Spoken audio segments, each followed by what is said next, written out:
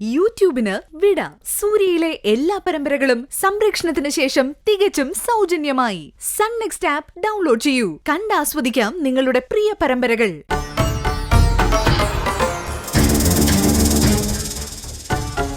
ബിജുക്കുട്ടാ, അപ്പൊ കാര്യത്തിലേക്ക് കിടക്കാം. നീ കയ്യിലിരിക്കുന്ന ഫോൺ ഇങ്ങടുത്തെ. ഫോണോ? ഏത് ഫോണാ സാറേ? ബിജു, ഒന്നും അറിയാത്ത പോലെ സംസാരിക്കരുത്. കോവളം ഹോട്ടലിലെ മാനേജർ എന്നോട് എല്ലാം പറഞ്ഞു. എന്തു പറഞ്ഞു?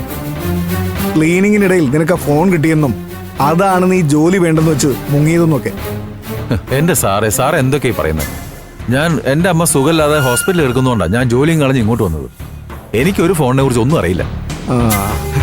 ശരി, അതെടുത്ത് നീയാണെന്ന് ഉറപ്പുള്ളത് കൊണ്ടാ മാനേജറോട് ഞാൻ പോലീസിൽ പരാതി കൊടുക്കണ്ടെന്ന് പറഞ്ഞത്. ഒന്നുമില്ലെങ്കിൽ നമ്മളൊരു നാട്ടുകാരല്ലേ. നീ അത് തിരിച്ചു തരുമെന്ന് ഞാൻ വിശ്വസിച്ചു. നീ എടുത്തില്ലെങ്കിൽ പിന്നെ എന്ത് ചെയ്യാൻ പറ്റും?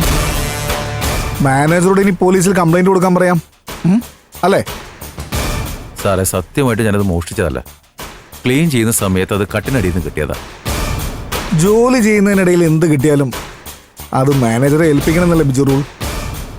അത് ചെയ്യാതെ കിട്ടിയ സാധനം മറച്ചു വെച്ചുകൊണ്ട് പോകുന്നതിനാണ് മോഷണമെന്ന് പറയുന്നത്. സാരമില്ല, ബിജുവിന് ആദ്യമായിട്ടൊരു അബദ്ധം പറ്റിയല്ലേ. കേസാവാതെ ഞാൻ നോക്കിക്കോളാം. നീ ആ ഫോൺ ഇങ്ങ് തന്നാൽ മതി. സാറേ, അമ്മയ്ക്ക് മരുന്ന് വാങ്ങാൻ വേണ്ടി ഞാൻ ആ ഫോൺ 5000 രൂപയ്ക്ക് വിറ്റു.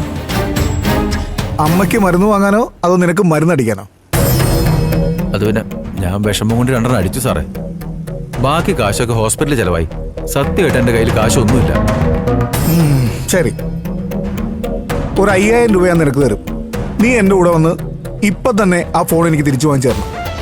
അയ്യോ സാറേ, അതിനി നടക്കുമെന്ന് തോന്നുന്നില്ല.